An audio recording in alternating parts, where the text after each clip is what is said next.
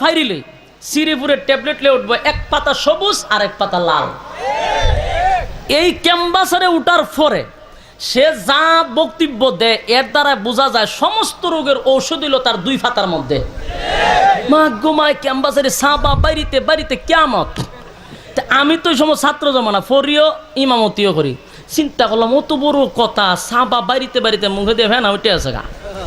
আর এখন বাদে বাদে চ্যালেঞ্জ করে, কোন এমবিবিএস ডাক্তার থাকলে আয়ো খেলা হইব। আচ্ছা এমবিবিএস ডাক্তার কি রুকাল বাসে উঠে? এটা জানেনি? জানে যে রুকাল বাস এমবিবিএস ডাক্তার উঠতো না, সুতরাং এখানে আমি ডাক দিই, মানে এটা আমার সাবাবাজি। কতক্ষণ ঠিক নেই? এখন এর এই কথা শুননা মানুষ কিছু না কিছু তার কথার বক্ত হইয়া কিছু না কিছু কয়েকটা ওষুধ নেয়, একবারে যে খালি ফিরে এমনটা না। কথা শুননা করে কিছু ওষুধ তার কাছ থেকে নেয়। তো এই যে ডাক দেয় আয়ো এমবিবিএস ডাক্তার থাকলে, হেও জানে এখানের মধ্যে কোনো এমবিবিএস ডাক্তার জীবন উঠতো না, কিন্তু সাবাবাজি কইরা যায়। আমাদের মধ্যে কিছু শ্রীপুরের ট্যাবলেট ব্যস্ত এটি আগে, ওহন এটি টুপি টাপি লাগাই এখন মাঠে আয়া সেটা ক্যাম্পাসারি করে। 8-10 জন মানুষ, সর্বোচ্চ 20 জন মানুষ সামনে লইয়া কয় আয়ো খেলা হইব।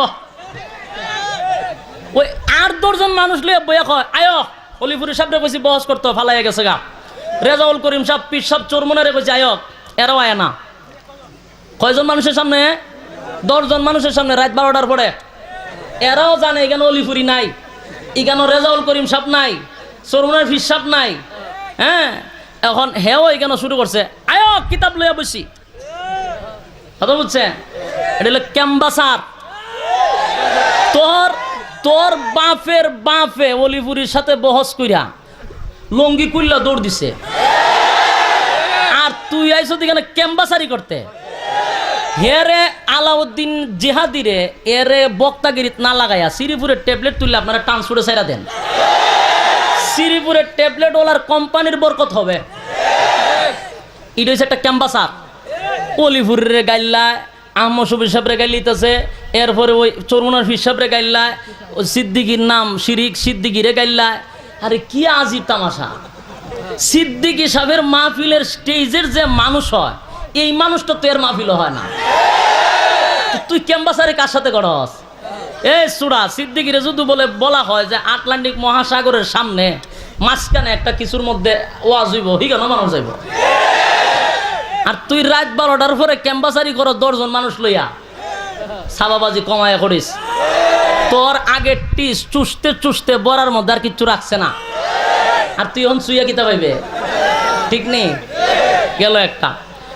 আর একটা ক্যাম্পাসারের নাম বইলা দিই, আর একটা ক্যাম্পাসারের নাম হইল এনায়েতুল্লাহ গাবগাছি। এটা আব্বাসি উর্ফে গাবগাছি। এই গাবগাছের বাচ্চাও বড় ক্যাম্পাসার। এটার আবার এলেম আছে, এটা এলেম আছে। আমি বলি, কেউ বিশ্বাস করুক আর না হোক, আমি বলি তার এলেম আছে। এমনকি তার এলেম যে পরিমাণ আছে এটা বহন করার মতো আমারও যোগ্যতা নাই। তার এলেম যে আমি বহন করব এই যোগ্যতা আমার ভিতর নাই। কিন্তু কেন তার কথা বলতেছি? এলেম শয়তানেরও ছিল। শয়তান এলেম পাইয়া অহংকার ঢুকাইয়া আল্লাহর নালত পাইছে, জান্নাত থেকে বাইরে হইছে। ইটার এলেম আসিন, এক সময় তার ভক্ত ছিলাম আমি, তার ওয়াজ শুনতাম। এই বন্ড এলেম পাইয়া যখন শয়তানের অহংকার ভিতরে নিছে, জুতার বাড়ি তার কপালও শুরু হইছে।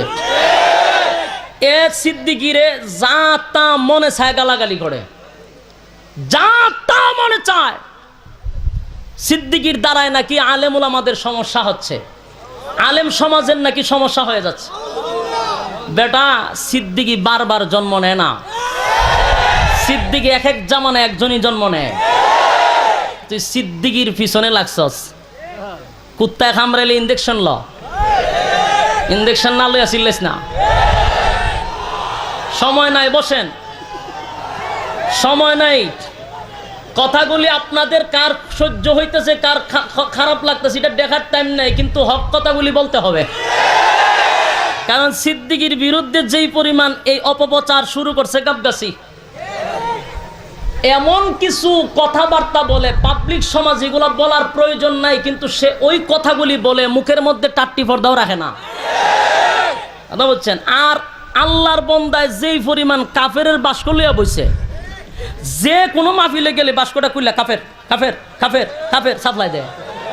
কাফের বানাইতে বানাইতে বাংলাদেশের সরকার সহ কাফের হয়ে গেছে গা। সব বক্তারে কাফের বানায় তাই একলা মুমিন হয়ে জান্নাতে যাইব। কথা বলছেন? যদি কোনো ব্যক্তি কাফের না হয়, আপনি যদি তাকে কাফের বানায় লান, আর সে যদি কাফের না হয়, মরার আগে আপনি কাফের না হয়ে মরতেন না।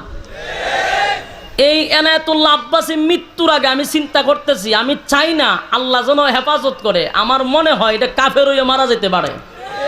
কাফের বাস্ক বানাইছে, মিজানুর রহমান আজহারের কাফের ফতোয়া দিয়া দালাইছে। বাংলাদেশও 10 জন মুফতিদের মধ্যে কতগুলো মুফতি আছে যাদের বিশ্বের মধ্যে তাদের একটা মান আছে। সারা বাংলাদেশে যে মসজিদের কথায় ফতোয়া চালু হয়, এরা কখন পর্যন্ত কাফের ঘোষণা দিতে পারে না। গাবগাছি বট গাছে তুলে বইয়া কাফের ফতোয়া দালাইছে।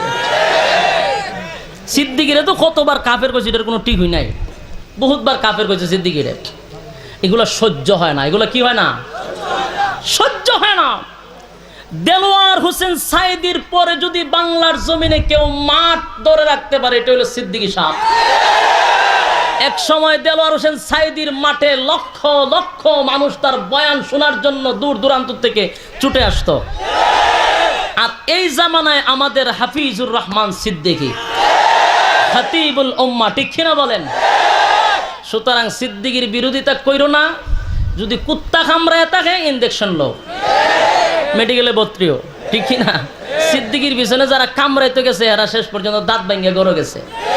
কারণ সমস্ত মানুষ, সুন্নি নাই, ওয়াহাবি নাই, জামাত নাই, এমন কোন লোক নাই হাফিজুর রহমান সিদ্দিকীকে কলিজাত থেকে ভালোবাসে না। এই যে আপনারা এই এলাকার, এটা বেকুয়াট। এই এলাকার মধ্যে যেতগুলা মানুষ দূর দূরান্ত থেকে ছুটে আসছেন, কই থেকে এসে গেল তো আমি জানি, আমার তো এলাকা সাইডেই। এই মানুষটা সিদ্দিকী ছাড়া আসা সম্ভব? তো সিদ্দিকীর দ্বারা ক্ষতি হচ্ছে কোথায়? সিদ্দিকীর বয়ানে হাজার হাজার যুবকদের মুখে এখন দাড়ি। সিদ্দিকীর বয়ানে মানুষ এখন নামাজ পড়ে। মিয়া, বাংলাদেশে কোন বক্তার বয়ানে এত যুবক দাড়ি রাখা নাই সিদ্দিকীর বয়ানে যেই পরিমাণ যুবকদের দাড়ি রাখা। ঠিক কিনা বলেন? সিদ্দিকীর বিরুদ্ধে কথা বলে কোনো সময় দাঁড়ায় থাকতে পারবে না। কারণ সিদ্দিকীর বক্তব্য শুধু এক আঞ্চলিক নয়, বিভাগ ভিত্তিক নয়, গোটা বাংলাদেশের টেকনাফ থেকে তেঁতুলিয়া পর্যন্ত।